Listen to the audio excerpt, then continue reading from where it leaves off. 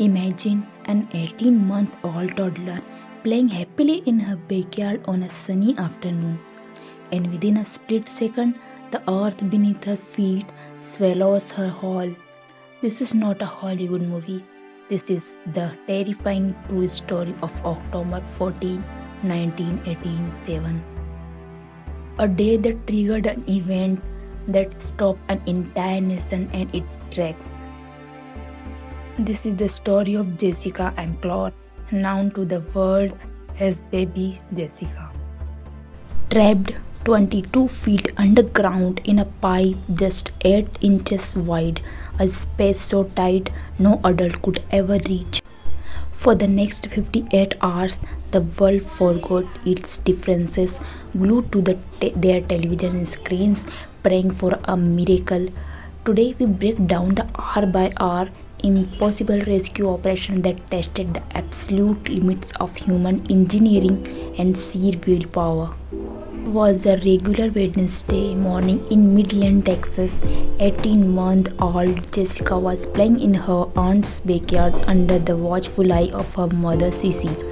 The phone inside the house rang. Sissy stepped inside for just a few moments to answer it, a routine everyday action, but when she returned to the yard, Jessica was gone. Desperate, Sissy called out her daughter's name. That's when she heard a faint, muffled crying coming from the ground. Hidden in overground grass was an abandoned undercover water well casing. The opening was a mere 8 inches in diameter, roughly the size of a standard dinner plate. Jessica had slipped right through it, sliding down like a coin down a slot. Paramedics and police rushed to the scene within minutes, but the true scale of the nightmare was just setting in. When rescuers lowered a flashlight down the pipe, they confirmed the worst. Jessica was trapped 22 feet below the surface. Because the pipe was so narrow, she couldn't turn or move. One of her legs was pinned upward next to her chin. Dropping a rope or a hook was out of the question. One wrong pull could cause her to slip further down into the darkness or cause severe internal injuries. The engineers on site quickly realized there was only one way out. They had to drill a parallel shaft, 24 deep, right next to the original well. Then rescuers would have to dig a horizontal tunnel through the dirt to reach her from underneath.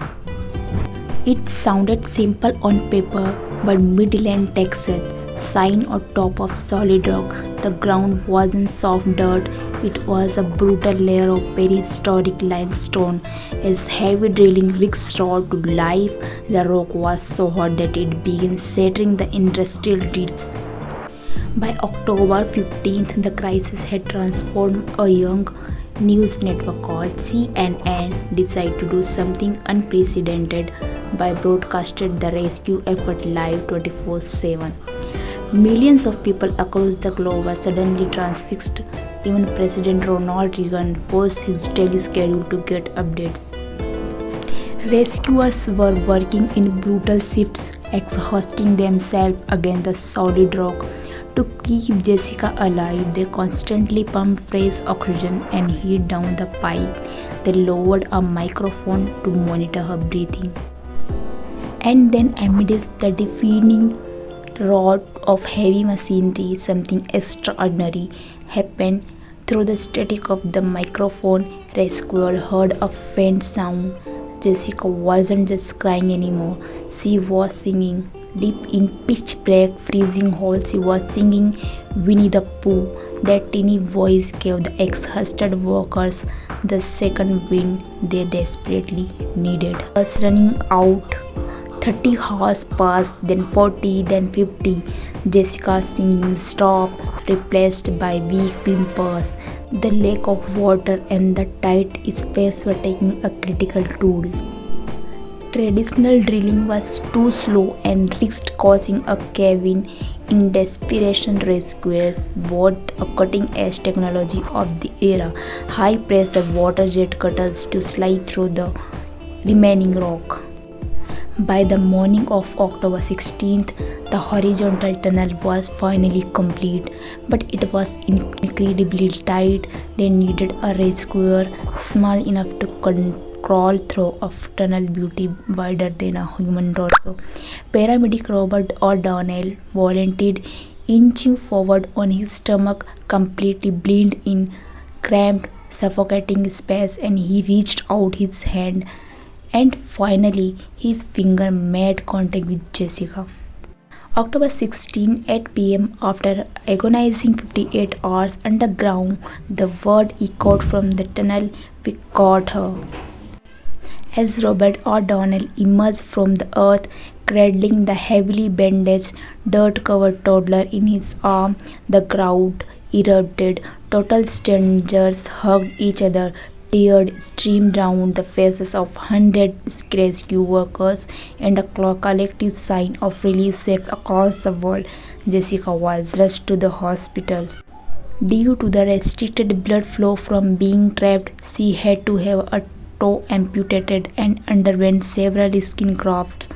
But against all medical and physical odds, baby Jessica had survived. Today, Jessica McClure is a grown woman, a mother living a quiet life in Texas. She has no active memory of the event, carrying only the physical scar on her body. But the miracle came out with a tragic cost. Robert O'Donnell, the heroic paramedic who pulled her out, struggled deeply with severe post-traumatic stress disorder and the sudden, overwhelming media frenzy that followed the event.